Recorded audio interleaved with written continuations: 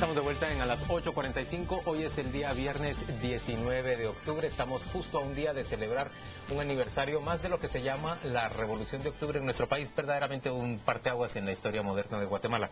Pero vamos a hablar ahora de algo que muchos han dicho que es un parteaguas para el país, pero en realidad es un tipo de hechos que se presentan en Guatemala con cierta recurrencia, y es el terrible incidente que ocurrió en el kilómetro 170 de la carretera panamericana. Con gran frecuencia tenemos movimientos que se tornan desordenados, movimientos populares que se tornan desordenados, y actuaciones de fuerza pública que se tornan también desordenadas y enormemente dañinas para parte de los que manifiestan. En este caso, hablemos de la cauda que ha quedado de Totonicapán.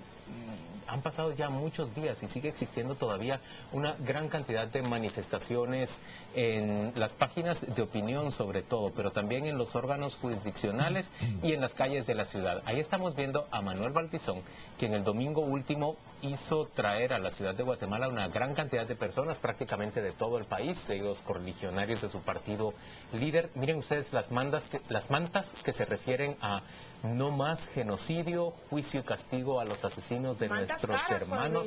Mantas caras, pero además carísimo trasladar a la gran cantidad de personas que llevaron hasta la Plaza Central. Se trata de una manifestación considerable. Ya hemos discutido sobre esa decisión de la Corte Suprema de Justicia de rechazar el antejuicio en contra de Pérez Molina y el ministro de la Defensa, pero ha sido también una solicitud del partido líder. De manera que yo arranco sometiéndoles a discusión. ¿Qué piensan ustedes de esa actuación, de esa gestión de líder frente a lo ocurrido en Totonicapán? ¿Quién quiere hablar primero? Yo quiero hablar. ¿Cuándo no, Pedro? Si es sobre el líder, ¿cómo no va a hablar Pedro? No. Y te voy a decir, voy a hablar dos cosas distintas. De la perspectiva de líder, como político, el señor Baltizón me parece un irresponsable, me parece un populista, me parece un demagogo y me parece que le está haciendo mucho daño al país con esto. Y ahí dejo, por si ustedes quieren seguir.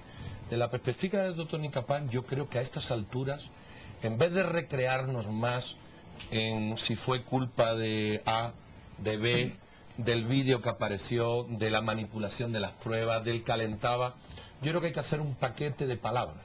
Y el paquete de palabras que hay que hacer es muertos, violencia, manipulación, liderazgos incorrectos, gente que se vende sin saber a dónde va, fuerzas que no saben qué hacer, políticos que son débiles, corruptos o ineptos. Y si tú metes todo eso en un paquete y metes la mano, sacas una bola que es: o nos sentamos seriamente, olvidando la violencia, a ver cómo se arreglan las cosas, o aquí lo que va a ocurrir es que yo, que nunca he llevado arma, me compre una y me la eche al cinto por lo que pueda pasar. Y eso haga el resto de los nacionales y terminemos a balazo. Pero a la mesa no venís armados. No, aquí no, por supuesto. Por favor. Entonces, nunca he estado armado, ni lo voy a estar. Entonces, el punto es, creo que sí hay un punto de inflexión, al menos teórico, para que nos preguntemos, esto no puede pasar más. Esto como paquete, me explico. Porque ya no es culpa de nada, porque si empiezas por el principio es culpa de uno, si te vas en medio es culpa de... Esto es para sentarse y decir, bueno, hay un problema de electricidad, ahorita solucionemos. Sí. Hay un problema de constitución, hagámoslo. Y por las vías, y otra cosa, a los manipuladores, de un lado y de otro, yo animo a evidenciarlo. Claro. Evidenciarlo. Sean de aquí o sean de allá, porque los hay en los dos lados. Y a quienes vayan más allá de lo que la ley permite también que se les procese. ¿Qué dice Paola? Creo que es una gran irresponsabilidad también lo que hizo el señor Baltizón, un oportunismo a raíz de una tragedia. Ese montón de gente que llevó no solo es caro, me gustaría saber quién lo paga, sino también es hacer leña del árbol caído, algo que no construye nada. Tuvimos una interesantísima discusión el lunes acá a las 8:45 entre Miguel Ángel Sandoval y Filipe Chicola, donde con posiciones totalmente distintas, entre las coincidencias que había era eso. Esto es un oportunismo que no debería de ser el líder el que ocupe ese espacio de manifestación y de indignación, sino los ciudadanos que, digamos, no nos gusta que mueran compatriotas nuestros, que lleguemos a este nivel de conflicto en vez de solucionar antes las cosas. De la cauda que hablaba usted, Juan Luis, yo creo que hay dos cosas que se han generado ya a partir de lo de Totonicapán.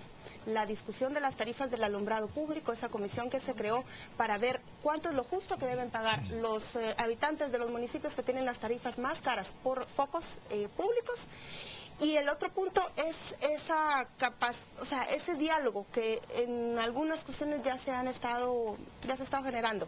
El decreto 40-2000, si debe reformarse, si debe mantenerse, si debe derogarse, y también la presencia de militares en manifestaciones sociales, que ya se ha comprometido el presidente a que no va a volver a suceder. Yo quiero hablar acerca de eso. Yo creería que es posible que se hagan discusiones serias y se dé una solución. Por ejemplo, en el caso de la energía eléctrica, que debería haberla. Pero yo creo que ese ofrecimiento, por ejemplo, del general Otto Pérez, de decir que no va a volver a llevar el ejército a una de estas manifestaciones, va a promover que hay otros grupos, que yo estoy convencida, que quieren turbulencia en el país, lleguen, se organizan de tal forma de copar a las fuerzas, a las autoridades, con el objetivo solo de crear inestabilidad, porque se va a ver imposibilitado el gobierno de responder de una forma contundente. Yo pienso que ahí el gobierno tiene que ser muy capaz, primero, muy apto, muy hábil, tener un buen sistema de inteligencia civil, de inteligencia nacional en términos generales, e identificar con claridad cuáles son los focos de riesgo y saber actuar sobre cada uno de esos focos de riesgo. Y por riesgo no hablo solo de la posibilidad de desórdenes, es que cuando hay dificultades, realmente una población no tendría por qué esperar tanto tiempo para ver resuelta una demanda, si tiene que ser con la alcaldía, si tiene que hacer con la autoridad nacional, pero no tendríamos que esperar para tanto. Tú lo has dicho un par de veces en tu columna, ¿cuánto financiamos un sistema nacional de diálogo que debería ser una institución esencial, que funcione en todo el país y que administre conflictos, que busque prevenir esos desórdenes que se tornan después ingobernables? Pero que se le dé la autoridad y la relevancia que merece. Claro. Y eso debería traducirse en el presupuesto. Pero para comenzar, creo que al principio de esta semana no se le había asignado un presupuesto al Sistema Nacional de Diálogo. Y después se presentó como que era un error y lo estaban corrigiendo. La otra cosa es que yo pienso también que hay conflictos que son realmente muy duros y muy difíciles de manejar, pero lo que yo veo que ocurre en otros países es que las figuras políticas, los liderazgos políticos apuestan su capital político a la resolución de esos problemas. Por ejemplo, una comunidad adversa a una hidroeléctrica, el presidente va como última instancia, logra un acuerdo o busca un acuerdo que resuelva la mayor cantidad de dificultades, y él se compromete a que ese acuerdo se cumple y vigila que se haga